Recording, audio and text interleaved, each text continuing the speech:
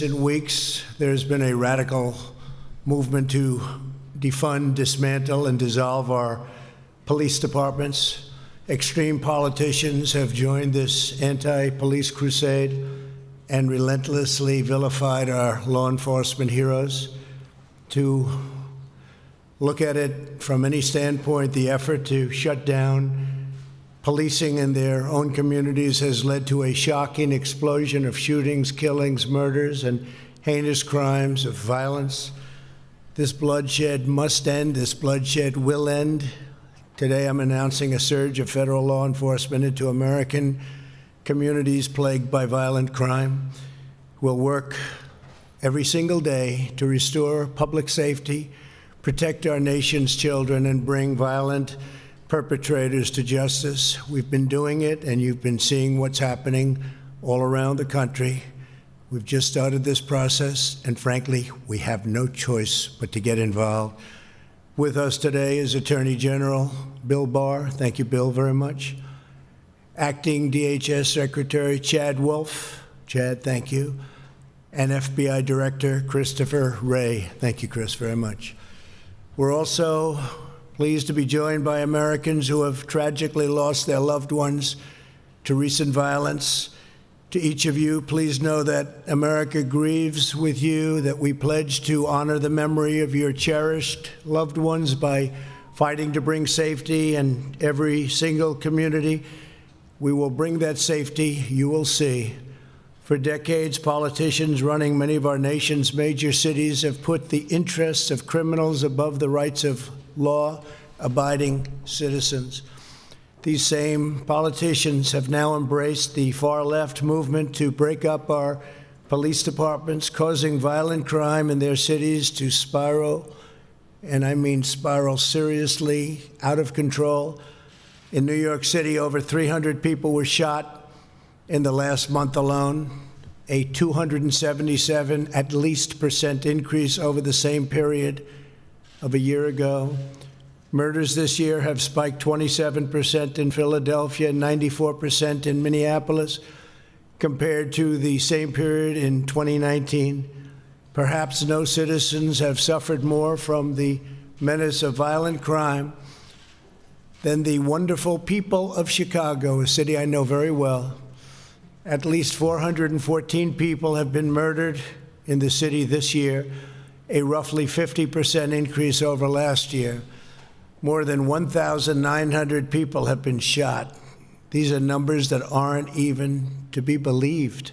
Yesterday alone, 23 people were shot in Chicago, including at least 15 who were shot in a merciless onslaught of gunfire outside of a funeral home. 63 people were shot in the city this past weekend, and at least 12 people were killed. Over the 4th of July weekend, nearly 80 people were shot and 17 were killed. Over Father's Day weekend, 104 people were shot and 15 were killed, including 5 young children. And the last weekend in May saw the city's deadliest day on record, 18 murders in 24 hours.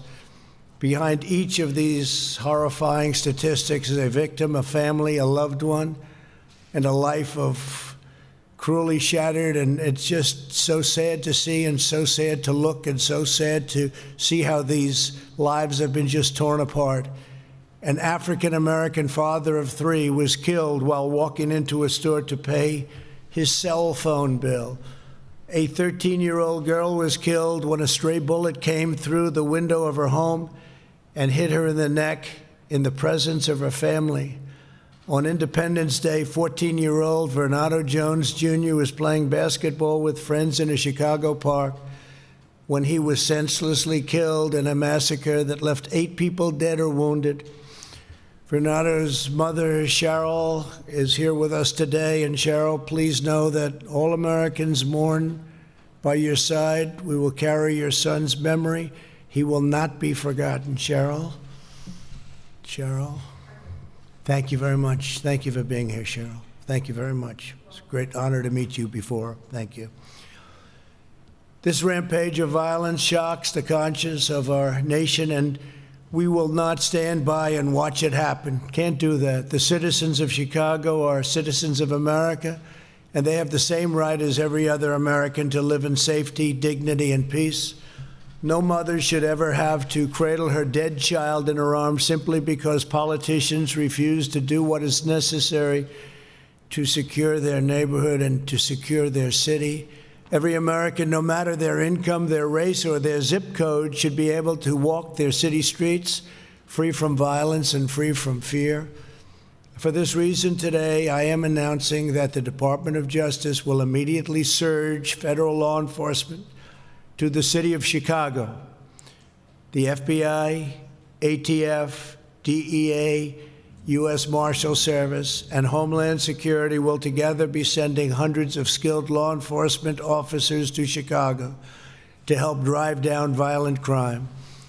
And murderers and violent criminals are breaking a wide range of federal laws. We have that. It's as wide as it can be. We will find them, arrest them, and prosecute them. They will be in jail for many years to come. And we will work with local police to identify violations of state and local laws to help ensure that offenders are caught and jailed for their crimes. But we must remember that the job of policing a neighborhood falls on the shoulders of local elected leadership. Never forget that. When they abdicate their duty, the results are catastrophic. Americans must hold their city leaders accountable. They must insist that community officials fully support, fully back, and fully fund their local police departments. There is simply no substitute for a police department that has the strong backing of city leaders. In the meantime, we will use federal law enforcement to vigorously charge federal crimes and support these besieged communities to the greatest extent possible. This will be hard, painstaking work. It will take time. The tide will not recede overnight, but we will marshal all of the strength and focus and determination that we can possibly do. This is a critical effort. We will continue to call on state and local leaders to do their job and protect their citizens. The operation in Chicago will be done as part of Operation Legend, which was recently launched in Kansas City, Missouri, and very successfully, I might add. It is named after Legend Taliaferro, a 4-year-old boy who's shot, think of this, he was shot and killed last month while he lay asleep in his home. Legend's mother grieves. Our hearts and pains and souls, and we thank you very much for being here. Thank you very much. Thank you very much. Appreciate it. We are profoundly grateful to be joined by Sharon. Would you please stand, Sharon? Sharon, please. And also Legend's father, Raphael, and his grandparents, Alfred and Pauline. Yes? You look so great, so great. Thank you very much. I appreciate your nice statements before, too. Thank you very much. Thank you. Legend is looking down. He's very proud of you right now, I tell you. Thank you very much. To Legend's family, we cannot even begin to imagine your anguish and your sorrow, but we solemnly promise to honor Legend, and we will be fighting every day to save the lives of America's children. Under Operation Legend, we will also soon send federal law enforcement to other cities that need help. Other cities need help. They need it badly. They should call. They should want it. They're too proud or they're too political to do that. One of them is Albuquerque, New Mexico, where last fall, 55-year-old Jackie Vigil was murdered as she was getting into her car to go to the gym. We're joined today by her husband, Sam, and her sons, Raul and Kevin, both New Mexico State police officers. Would you please stand? Thank you very much. Thank you. Thank you very much. I appreciate it. Thank you. Great-looking family. Thank you very much. To Sam, Raul, and Kevin, we're moved beyond words by your presence here today. We thank you very much for being here. It's a great honor to meet you. This afternoon, I'm also announcing that the Department of Justice will provide more than $61 million in grants to hire hundreds of new police officers in cities that are the focus of Operation Legend. We will never defund the police. We will hire more great police. We want to make law enforcement stronger, not weaker. What cities are doing is absolute insanity. Many of the same politicians who want to slash resources for law enforcement have also declared that their cities are sanctuaries for criminal illegal aliens. In other words, after arresting illegal aliens for crimes, the police are ordered to release those criminals back onto the streets to continue their crime. Last year, Chicago politicians forced the release of illegal aliens charged with crimes such as assault, armed robbery, strangulation, and attempted murder. My administration will be working to remove dangerous offenders sprung loose by these deadly policies and, frankly, by these deadly politicians. America must be a sanctuary for law-abiding citizens, not criminal aliens. My vision for America's cities could not be more different from the lawlessness being pushed by the extreme radical left. While others want to defund, defame, and abolish the police, I want to support and honor our great police.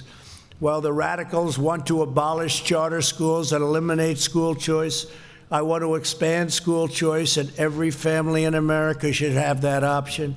While others want to destroy opportunity, shut down businesses, and send our jobs overseas, we are hiring Americans and we are buying American product. We want to build factories in Baltimore, not Beijing. We want to make our products in Chicago, not Shanghai. We want the American dream for American children, and I will fight to deliver that dream every ounce, every single ounce of my strength. I will be fighting. But opportunity cannot thrive where there is violence. Prosperity cannot flourish where there is bloodshed.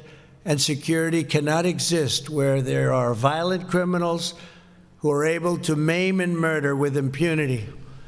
That is what Operation Legend is all about.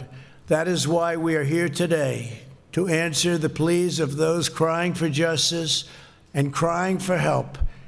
For those people in Chicago and other cities where we'll be, help is on its way.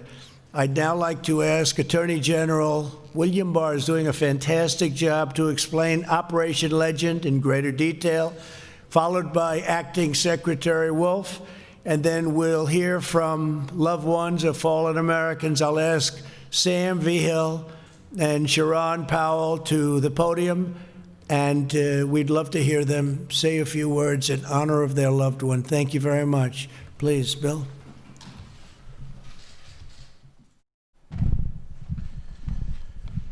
Thank you, Mr. President. And I'd like to thank especially the families of the victims who have come here today and have allowed us to inaugurate this effort in the name of their loved ones.